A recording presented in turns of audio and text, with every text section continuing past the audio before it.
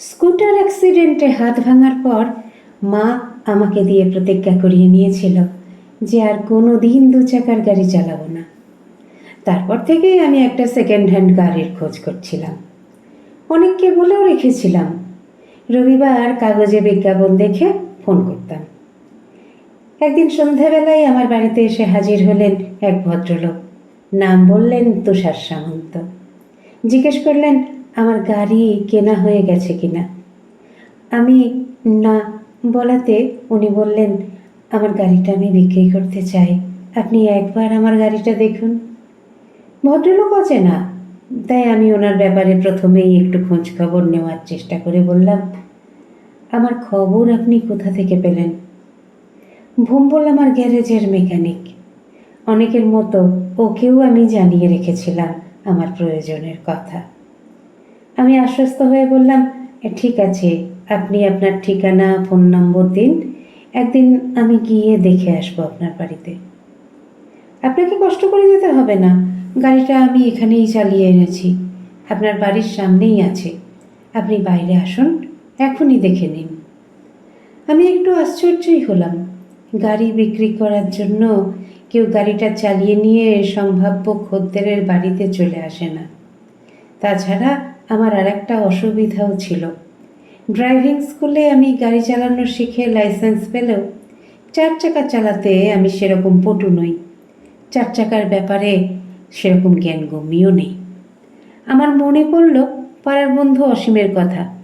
গাড়ি সম্পর্কে ওর অসাধারণ জ্ঞান। ভদ্রলোককে চা দিয়ে একটু অপেক্ষা করতে বললাম। অসীমকে ফোন করলাম এবং ভাগ্য গুণে ওকে পেয়েও গেলাম। 15 মিনিটের মধ্যে অসীম চলে এলো আমাদের বাড়ি। অসীমকে নিয়ে বেরিয়ে এলাম গাড়িটা দেখতে। আমাদের পাঁচিল ঘেঁষে দাঁড়িয়ে আছে গাড়িটা। মেটে লাল রং চকচক করছে। গাড়িটার চারপাশে ঘুরে দেখলাম গাড়িটার বডিতে একটা আঁচড়েরও দাগ নেই। ভদ্রলোক অত্যন্ত যত্নে রেখেছেন গাড়িটা। শুধু 4টে চাকার মধ্যে একটা চাকার ক্যাপ নেই। এত যত্নে রাখা নিখুঁত এই গাড়িটার এই একটাই বিষাদৃশ্য। ভদ্রলোককে জিজ্ঞাসা করতে উনি বললেন, কয়েকদিন আগে ক্যাপটা ঢিলে হয়ে খুলে পড়ে গেছে, একটা সিঙ্গেল ক্যাপ কোথাও পাওয়া যাচ্ছে না, কিনতে হলে 4টেই কিনতে হবে, আজ কিনবো কাল কিনবো করে কেনা আর হয়ে ওঠেনি। তাছাড়া ক্যাপের তো কোনো ফাংশন নেই, ওটা চাকার ডেকোরেশন মাত্র। আপনারা আসল জিনিসটা দেখুন, চালিয়ে দেখুন গাড়ির ইঞ্জিনটা কেমন। তুষারবাবু অসীমের দিকে গাড়ির চাবিটা বাড়িয়ে দিলেন।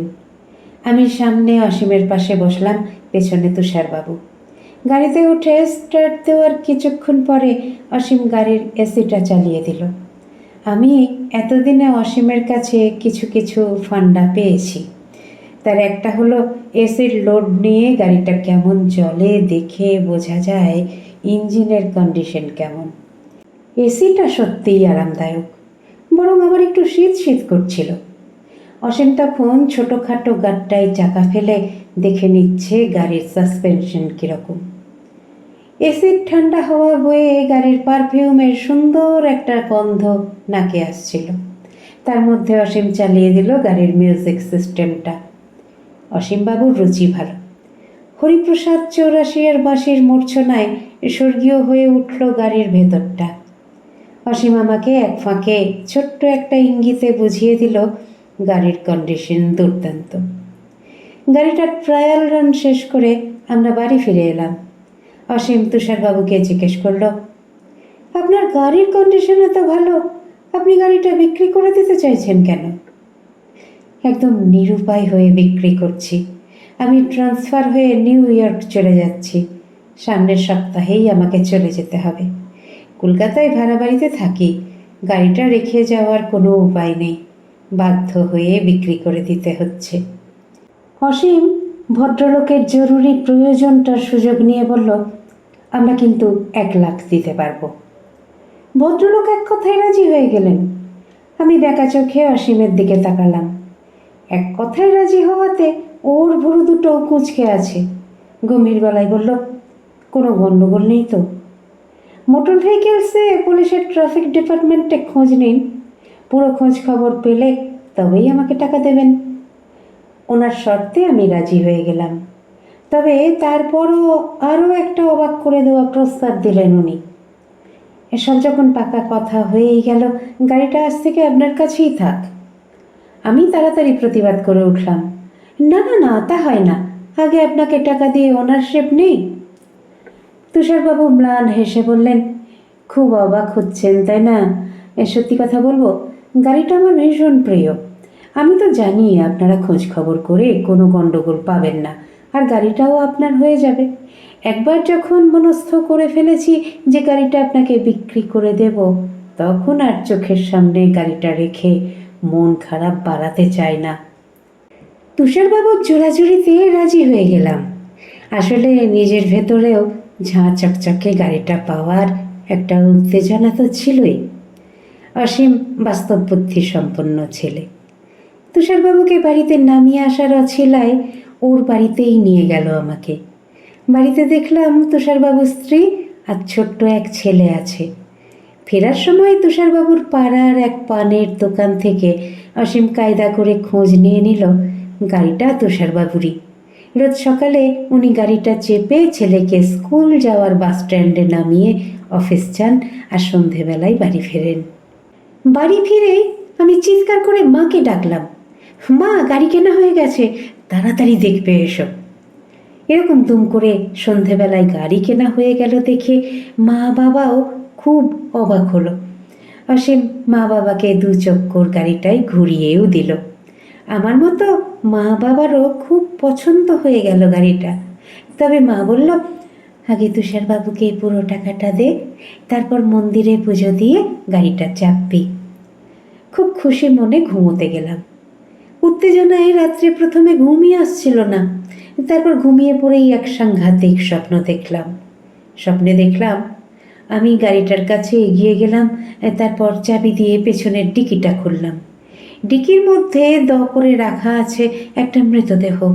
মৃতদেহের চোখটা বন্ধ ছিল। হঠাৎ পট করে খুলে গেল চোখটা। ফ্যাকাশে মুখে নিষ্পলক দৃষ্টিতে বড় বড় চোখ করে আমার দিকে চেয়ে থাকলো মৃতদেহটা। আমার মুখ দিয়ে গোঙানির মতো আওয়াজ বেরোচ্ছিল। পাশের ঘর থেকে ঘুম ভেঙে মা বাবা উঠে এলো, ঝাঁকিয়ে আমার ঘুম ভাঙিয়ে দিল। আমি কিছুতেই বলতে পারলাম না লজ্জায় আমি কী স্বপ্ন দেখেছি। মা আমাকে জল খেতে বলল। জল খেয়ে লজ্জারও মাথা খেলাম আমি। মাকে বললাম, রাত্রে আমার পাশে শুতে। মা পাশে শোয়াতে একটু নিশ্চিন্ত হলাম। তবে মনের মধ্যে ঘুরপাক খেতে থাকলো একটা ভয়। গাড়িটা সব দেখা হলেও ডিকিটা তো দেখা হয়নি। অসীম কি দেখেছে? ও সাধারণত দেখে নেয় স্টেপনির কন্ডিশন কেমন, জ্যাকট্যাক ঠিক মতো আছে কিনা। ভীষণ ইচ্ছে করছিল অসীমকে একবার ফোন করতে, কিন্তু ঘড়িতে রাত্রি তখন 2:40। এই দেখে অসীমকে আর ফোন করলাম না।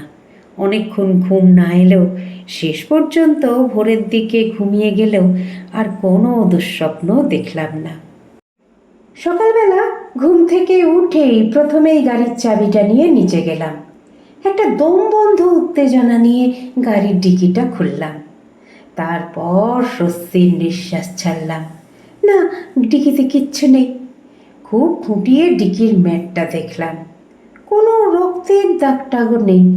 বুকের ভেতর থেকে ভারী বোঝাটা নেমে গেল। রোদ্দুরে ঝকঝক করছে গাড়িটা। সত্যি আশাতীত কম দামে দুর্দান্ত একটা গাড়ি এসেছে হাতে। অফিসে এসে সকালের কাজের ধাক্কাটা সামলে অসীমকে ফোন করলাম। মা কিন্তু বারবার বলে দিয়েছে আজ একটা পুজো দিতে, তোকে ছাড়া তো গতি নেই। অসীম আমাকে ঠেস দিয়ে বলল, তুই ড্রাইভিংটা কী জন্য শিখেছিস বলতো? আগে না হয় তোর গাড়ি ছিল না, কিন্তু এখন তো তোকে ছাড়া গতি নেই রে, কারণ ড্রাইভিংটা প্র্যাকটিস করতে হলেও তোকে দরকার। আর গাড়িটা তো এখনো কেনাই হয়নি। তুই পুলিশের কাছ থেকে খোঁজ খবর এনে না দিলে। ভালো কথা মনে করে দিয়েছিস, দাঁড়া আমি এখনই শান্তিদাকে বলছি। তবে তুইও একটা কাজ কর বুঝলি, ভোম্বলের গ্যারেজ থেকে তুষারবাবু সম্পর্কে একটু খোঁজ খবর কর। কথাটা শুনে আমার একটু খটকা লাগলো। অসীম এই কথাটা কেন বলল? আমার গলাটা শুনে অসীম বলল, না না, আসলে অনেক অ্যাক্সিডেন্টের রেকর্ড তো পুলিশের কাছে থাকে না। গাড়ির মেকানিকরা বলতে পারে গাড়িতে অ্যাক্সিডেন্ট হয়েছিল কি না। দরকার হলে ভোম্বলকে ডেকে একবার গাড়িটা দেখিয়ে নে। আমার মনে খচখচানিটা আবার শুরু হয়ে গেল। ফোনটা কেটে দেওয়ার আগে আমি অসীমকে জিজ্ঞাসা করলাম, কাল রাত্রে তুই কোনো স্বপ্ন দেখেছিস অসীম?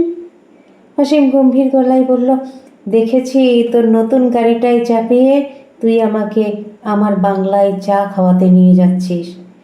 হো হো করে হেসে উঠল অসীম। অসীমের ইয়ার্কিতে কিন্তু আমার মনের খচখচানিটা দূর হলো না। অফিস থেকে একটু আগেই বেরিয়ে আমি সোজা চলে গেলাম ভোম্বলের গ্যারেজে।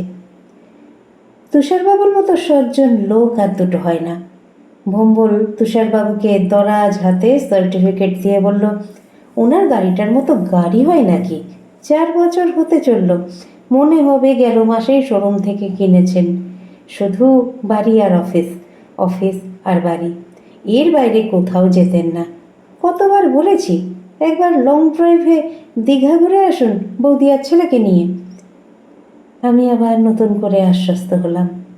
এবার শুধু অসীমের পুলিশের রিপোর্টটা দরকার। উত্তেজনায় অসীমকে ফোন করেই মৃদু ধমক খেলাম, আরে দাঁড়া, এটা কি ট্রেনের টাইমের এনকোয়ারি নাকি? জিজ্ঞেস করলাম আর টুক করে বলে দিল, শান্তিদার শালা 2 দিন সময় চেয়েছে। সন্ধ্যের মুখে বাড়ি ফিরতেই প্রথমেই চোখে পড়ল গাড়িটা। মনের মধ্যে একটা আত্মবিশ্বাস কাজ করছে, এই গাড়িটার মালিক আমি না হয়ে আর যাই না।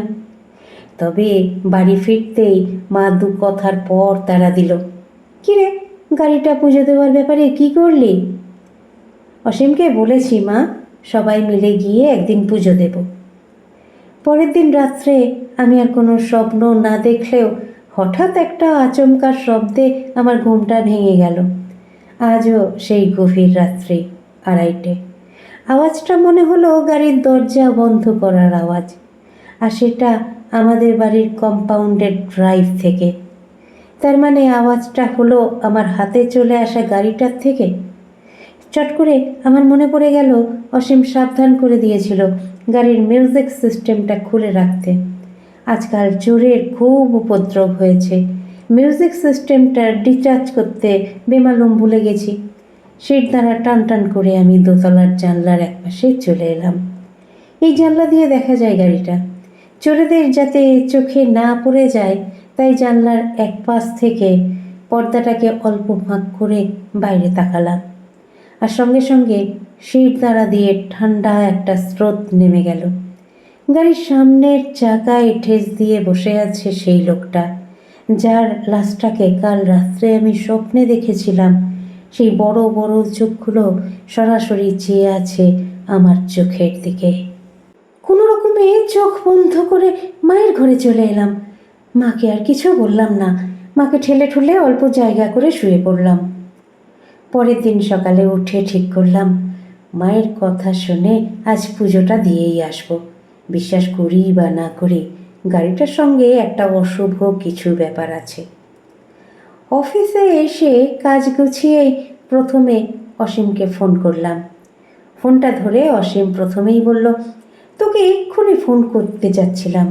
শান্তিদা ওনার শালার কাছ থেকে খবর পেয়ে গিয়েছে, তোর গাড়িতে কোনো কেস নেই, একদম ক্লিয়ার। অসীমকে 2 রাত্রির অভিজ্ঞতা কিছু বললাম না, ও বিশ্বাস করবে না, আমার পেছনে লাগবে। যথাসম্ভব স্বাভাবিক গলায় বললাম, ঠিক আছে, আজকে অফিসের পর তুই চলে আয়, তুষারবাবুকে চেকটা দিয়ে সেল ডেটটা সই করিয়ে নেব, তারপর গাড়িটা নিয়ে মন্দিরে পুজো দেব, আর তোর দেখার স্বপ্ন পূরণ করিয়ে দেব, মানে রাত্রে বাইরে একসঙ্গে ডিনার। তথাস্তু। অসীম খুশি খুশি মনে ফোনটা ছেড়ে দিল। আমিও ক্রমশ অফিসের সব কাজের চাপে রাতের আতঙ্কটা ভুলে গেলাম। কিন্তু বিকেলবেলায় সব পরিকল্পনা উলটপালট হয়ে গেল অসীমের একটা ফোন পেয়ে। সমু, একটা প্রবলেম হয়ে গেছে রে, আমাকে আজ রাত্রের ট্রেনে আমার বসের সঙ্গে ভুবনেশ্বর চলে যেতে হচ্ছে। হঠাৎ করে ঠিক হয়েছে, সেলসের একটা আর্জেন্ট ব্যাপার আছে, ফিরতে ফিরতে মনে হচ্ছে 4-5 দিন লেগে যাবে। আমি প্রমাদ গুনলাম, তাহলে অসীম ছাড়া তো গতি নেই, গাড়িটা চালাবে কে? পুজো দেওয়ার কি হবে? মুহূর্তের মধ্যে রাত্রের দেখা সেই দুটো বড় বড় নিষ্পলক চোখ মনের মধ্যে ভেসে উঠল। ভয়ঙ্কর চোখ দুটো ভুলতে আমি অফিসের চারিদিকের জিনিসপত্র দেখতে আরম্ভ করলাম, আর মনে মনে ভাবতে থাকলাম কি উপায় করা যায়। তখনই মনে পড়ল ভোম্বলের কথা। ভোম্বলের মোবাইল নাম্বারটা সঙ্গেই ছিল। ভোম্বলকে ফোন করে বললাম, ভোম্বল, সন্ধেবেলায় একটা ড্রাইভারের ব্যবস্থা করে দিবি? ভোম্বল একটু চিন্তা করে বলল, ঠিক আছে, একটা ছেলেকে পাঠিয়ে দিচ্ছি। ছেলেটার নাম রাজা। সন্ধ্যা পেরোতেই বাড়ি ফিরে এলাম। গেট পেরিয়ে ড্রাইভে ঢুকতেই দেখলাম গাড়িটা ল্যাম্পপোস্টের আলোয় চকচক করছে, আর একটা ফেদার ডাস্টার দিয়ে খুব যত্ন করে গাড়িটা পরিষ্কার করছে রোগা মতো একটা ছেলে। আমি এগিয়ে যেতেই ছেলেটা খুব বিনীত গলায় আমাকে বলল, ভোম্বলদা আমাকে পাঠিয়েছে। আমি ব্যাগ থেকে 10 টাকা বার করে ছেলেটার হাতে দিয়ে বললাম, তুমি একটু চা খেয়ে এসো, আমি গা ধুয়ে পোশাকটা ছেড়েই আসছি। বাড়িতে ঢুকেই দেখলাম বারুইপুর থেকে অঞ্জলি কাকিমা এসেছেন। এই কাকা কাকিমা প্রায় আসেনি না, তাই বাবা মাকে নিয়ে মন্দিরে পুজো দেওয়ার যে পরিকল্পনাটা ছিল সেটা বাতিল করতে হলো। তবে মাকে আলাদা করে ডেকে বললাম, ড্রাইভার ডাকা হয়ে গেছে, বাইরে অপেক্ষা করছে। তুষারবাবুকে চেকটা আর পুজোটা দিয়ে আসি। অসীম ফিরে এলে আরেকবার না হয় সবাই মিলে মন্দিরে যাব। তাড়াতাড়ি চা খেয়ে বেরিয়ে পড়লাম। রাজা ড্রাইভ থেকে রাস্তায় গাড়িটা বের করে জানতে চাইল, কোথায় যাব স্যার? আমি তুষারবাবুর বাড়ির ঠিকানাটা বললাম। রাজা দেখলাম বেশ চৌকস ছেলে, শান্ত চুপচাপ হলে কি হবে, রাস্তার ডাইরেকশন সব জানে। কাউকে জিজ্ঞেস না করে একদম নিয়ে গিয়ে পৌঁছে দিল তুষারবাবুর বাড়ির সামনে। কিন্তু গোল বাঁধল অন্য জায়গায়। তুষারবাবুর দরজায় তালা ঝুলছে। তাড়াহুড়োতে মোবাইলটা নিয়ে আসতে ভুলে গেছি। ভদ্রলোক কখন ফিরে আসবেন জানার উপায় নেই। কিছুক্ষণ দাঁড়িয়ে থেকে ঠিক করলাম মন্দিরে পুজোটা দিয়ে আসি। ফেরার পথে না হয় আরেকবার খোঁজ করব তুষারবাবুর। গাড়িতে ফিরে এসে রাজাকে বললাম, লেক কালীবাড়ি। রাজা আর কলকাতার রাস্তাঘাট সম্পর্কে জ্ঞান দেখে আশ্চর্য হয়ে যাচ্ছিলাম। অনায়াসে এই গলি ও গলি করে গোল্ড ট্রেনের রাস্তাটা ধরল। কিছুটা এগোতেই রাস্তাটা একদম ফাঁকা ফাঁকা হয়ে গেল। আমি দেখলাম এই রাস্তাটা আমার চেনা। সেদিন অসীম এই রাস্তাটাতেই আসতে চেয়েছিল, আর তুষারবাবু প্রচণ্ড আপত্তি করেছিলেন। আমি রাজাকে জিজ্ঞাসা করলাম, এটা দিয়ে কি তাড়াতাড়ি হবে? কিন্তু রাজা কোনো উত্তর দিল না। একদম জনমানব শূন্য রাস্তা। কলকাতার রাস্তা রাত্রি 8টায় এরকম ফাঁকা একটু অস্বাভাবিক। রাস্তার আলোগুলো টিমটিমে। দিব্যি চলছিল গাড়িটা। হঠাৎ কতকগুলো কুকুর প্রচণ্ড জোরে ঘেউ ঘেউ করতে করতে ছুটে এলো গাড়িটার দিকে। স্কুটার চালাতে গিয়ে এরকম অভিজ্ঞতা আমার আছে। কুকুর তেড়ে এলে স্কুটার থামিয়ে দিয়ে কড়া গলায় ধমকে উঠলে ওরা পিছু হটে যায়। আমি রাজাকে বললাম, গাড়িটা একটু থামাও। এই প্রথম রাজা দেখলাম আমার কথা শুনল না, উল্টে গাড়ির স্পিড বাড়িয়ে দিল। কুকুরগুলো দৌড়তে দৌড়তে ধাওয়া করছে আমাদের গাড়িটা। ওদের সংখ্যা ক্রমশ বাড়ছে। আমার প্রচণ্ড বিরক্ত লাগছিল। আমি রাজার ওপর রেগে উঠলাম, কি হচ্ছে রাজা, গাড়িটা থামাও না। ক্যাঁচ করে রাজা গাড়িটার ব্রেক কষল। তারপরে একটা অপ্রত্যাশিত কাজ করলো। গাড়ির স্টার্টটা বন্ধ করে দিয়ে আমার দিকে একবারও না তাকিয়ে চুপচাপ গাড়ি থেকে নেমে হাঁটতে আরম্ভ করলো। আমি পড়লাম মহাবিপদে। প্রচণ্ড বিরক্ত হলাম ভোম্বলের ওপর। এই খুব ভালো ছিলেন নমুনা, সঙ্গে মোবাইল নেই, গাড়ি প্রায় চালাতেই জানি না, আর এই ছেলেটা জনমানব শূন্য জায়গায় আমায় ছেড়ে পালালো। কুকুরগুলো সংখ্যায় অনেক বেড়ে গেছে, প্রায় গোটা গাড়িটা ঘিরে ধরেছে। কোথাও ওদের পাগুলো বনেটের ওপর, কোথাও বা জানলার কাঁচে আঁচড়াচ্ছে। এটা আর একটা বিপদ। গাড়ি থেকে নামারও কোনো উপায় নেই। কোনো রকমে আমি ড্রাইভিং সিটে এলাম। ভাবলাম হর্ন বাজালে কুকুরগুলো যদি সরে, বা হর্নের আওয়াজ শুনে কেউ সাহায্য করতে এগিয়ে আসে। কিন্তু কোনো লাভ হলো না। কুকুরগুলো যে চিৎকার করছিল সেই চিৎকারই করতে থাকলো। আমি অসহায়ের মতো বসে রইলাম। হঠাৎ থেকে কুকুরগুলোর ডাকগুলো সব পাল্টে গেল। সেই হিংস্র ডাকগুলো কেমন কুই কুই করে ডাক হয়ে গেল। কয়েকটা কুকুর সুর করে কেঁদে উঠল। আর সেই সময়ই আমার চোখে পড়ল লুকিং গ্লাসটায়। বুকের মধ্যে থেকে হৃৎপিণ্ডটা মনে হলো বেরিয়ে আসবে। আয়নায় দেখলাম পেছনের সিটে বসে আছে সেই লোকটা। আয়না দিয়ে বড় বড় নিষ্পলক দৃষ্টিতে সোজা চেয়ে আছে আমার দিকে। বাইরের কুকুরগুলোর ভয় তুচ্ছ মনে হলো। কোনো রকমে গাড়ি থেকে নেমে এলাম আমি। গাড়ির যা হয় হোক, কোনো দিকে না তাকিয়ে সোজা হাঁটতে থাকলাম আমি। সবে কয়েক পায়ে গিয়েছি, এমন সময় পেছন থেকে জ্বলে উঠল গাড়ির হেডলাইটটা।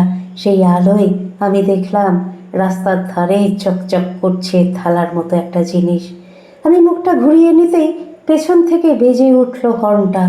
বার দুয়েক এরকম হওয়ার পর আমার মনে হলো, আরে এটা গাড়ির চাকার হাফ ক্যাপটা নয় তো, একটা ঝোপের পাশে পড়ে আছে। খুব ভয় পেয়ে গেলে বোধহয় অদৃশ্য শক্তি পরিচালনা করে। পায়ে পায়ে আমি এগিয়ে গেলাম। যে কুকুরগুলো ঘেউ ঘেউ করছিল তারা সব দৌড়ে কোথায় যেন পালিয়ে মিলিয়ে গেল। নিচু হয়ে আমি হাফ ক্যাপটা তুলতে যাব, হঠাৎ শুনে একটা কিউ কিউ করে ক্ষীণ আওয়াজ।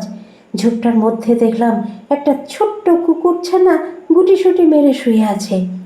হোক না কুকুরছানা, একটা প্রাণ তো। কুকুরছানাটাকে কোলে তুলে নিলাম। নরম তুলতুলে গা আর শরীরের ধূপপুকুনিটা আমাকে কীরকম যেন একটা সাহস জোগালো। আমার মনে হলো আমি যেন আর ঠিক একা নই। গাড়ির কাছে ফিরে যাওয়ার সাহস পেলাম। গাড়িতে ফিরে এসে সিটের ওপর ওকে বসিয়ে মা দুর্গা বলে গাড়িতে স্টার্ট দিলাম। আর দেখলাম দিব্যি গাড়িটা চালিয়ে বাড়ি ফিরে আসতে পারলাম। বাড়িতে ফিরে ড্রাইভে গাড়িটা ঢুকিয়ে কুকুরছানাটাকে কোলে নিয়ে ড্রাইভে নামলাম। এবার খেয়াল করলাম কুকুরছানাটার পেছনের একটা পায়ে চোট আছে, হাঁটতে পারছে না। আমি আবার ওকে কোলে তুলে নিলাম। দরজা খুলে কুকুরছানা কোলে নিয়ে আমাকে দেখে মা খুব বকাবকি আরম্ভ করে দিল। তোর কি আকেল বুঝি না, মোবাইলটা ফেলে গেছিস, তার উপর দুটো ড্রাইভারকে আসতে বলেছিস। ভোমরের গ্যারেজ থেকে রাজা বলে একটা ড্রাইভার এসে এই এতক্ষণ অপেক্ষা করে চলে গেল। আমি মাকে বকাঝকা শেষ করতে না দিয়ে বললাম, শিগগির খানিকটা গরম দুধ দাও, বেচারির মনে হচ্ছে খুব খিদে পেয়েছে।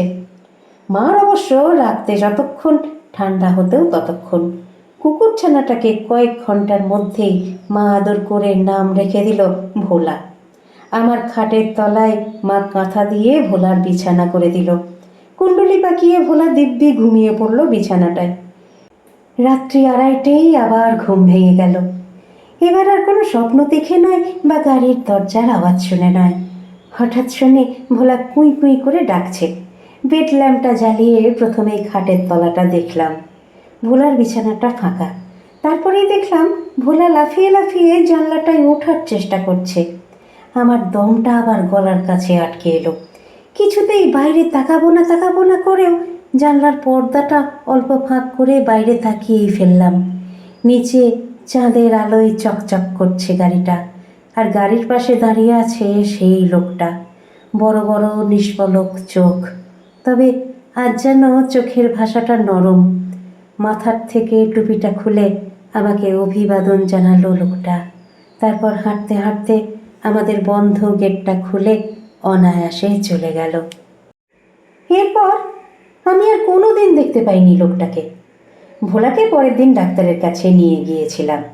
ডাক্তার ওর পায়ে ব্যান্ডেজ করে ওষুধ দিয়ে দিল। কয়েকদিনের মধ্যেই ভোলা সম্পূর্ণ সুস্থ হয়ে গিয়ে লাফালাফি করতে আরম্ভ করলো। কয়েকদিন পরে একদিন সন্ধেবেলায় তুষারবাবু এলেন। আমি এতদিন অপেক্ষাই করছিলাম তুষারবাবুর জন্যে। গাড়ির চেকটা তো দিতে হবে। আমার অভিজ্ঞতার কথা কিছু না বলে 2-1 কথার পর চেকটা আনতে উঠতে যাব, এমন সময় কুই কুই করে আমার পায়ের কাছে ভোলা এলো। আর ভোলাকে দেখেই ভীষণ চমকে উঠে তুষারবাবু জিজ্ঞেস করলেন, এই কুকুরছানাটা কতদিন আছে আপনার বাড়িতে? এবার আর চেপে যাওয়ার মানে হয় না। আমি সব খুলে বললাম তুষারবাবুকে। তুষারবাবু সব শুনে কিছুক্ষণ মাথা নিচু করে চুপ করে রইলেন। তারপর বললেন, একদিন বাড়ি ফেরার খুব তাড়া ছিল। রাত্রি হয়ে গিয়েছিল, বৃষ্টিও পড়ছিল। আমি সচরাচর জোরে গাড়ি চালাই না। সেদিন কবরস্থানের কাছ দিয়ে শর্টকাট রাস্তা নিয়ে একটু জোরেই গাড়িটা চালিয়ে ফেলেছিলাম। হঠাৎ রাস্তার মধ্যে চলে এলো এই কুকুরছানাটা। জোরে ব্রেক কষে ওকে চাকার তলায় যাওয়ার হাত থেকে বাঁচাতে পারলেও অল্প চোটের হাত থেকে বাঁচাতে পারিনি। আমার নেমে দেখা উচিত ছিল, হয়তো কুকুরছানা বলে দেখিনি। জোরে ব্রেক করার ঝাঁকুনিতে কোনো রকমভাবে চাকার হাফ ক্যাপটা পড়ে গিয়েছিল। দেখলাম রাস্তার পাশ থেকে একটা লোক উদয় হয়ে আমার হাফ ক্যাপটা নিয়ে আমাকে জ্বলন্ত চোখে কিছু বলতে চাইছে। আমি আরও ঘাবড়ে গিয়ে জোরে গাড়ি চালিয়ে বেরিয়ে এলাম। তারপরে ওই লোকটাকে আমি প্রায় স্বপ্নে দেখতাম। কুকুরছানাটাকে কোলে নিয়ে জ্বলন্ত চোখে আমাকে কি যেন বলতে চাইছে। আর গাড়িটা নিয়ে আমি বেরোলেই কিছু না কিছু বিপত্তি হতো, তাই গাড়িটা বিক্রি করে দেব ঠিক করলাম। খোঁজ নিয়ে জেনেছি বহুকাল আগে ওই রাস্তাটায় এক ভব ঘুরে থাকতো। লোকটা কুকুরদের খুব ভালোবাসত। নিজে খেতে পাক বা না পাক রোজ রাস্তার কুকুরদের বিস্কুট খাওয়াতো। কিন্তু বেশ কয়েক বছর আগে সে মারা যায়। ভূতে আপনি বিশ্বাস করবেন কিনা জানি না, তবুও সরি, গাড়িটা বিক্রি করে দেওয়ার আসল কারণটা আপনাকে বলা উচিত ছিল। আমি ভোলাকে কোলে তুলে নিয়ে মাথায় হাত বোলাতে বোলাতে বললাম, আমার মনে হয় আর কেউ আপনার স্বপ্নে আসবে না, আর আপনার গাড়িটাও আমার হাতে খুব ভালো থাকবে। বসুন, আপনি আপনার চেকটা নিয়ে আসি। আপনাদের মতামত আমাকে সমৃদ্ধ করে, তাই অবশ্যই বলবেন আজকের গল্প পাঠ আপনাদের কেমন লাগলো।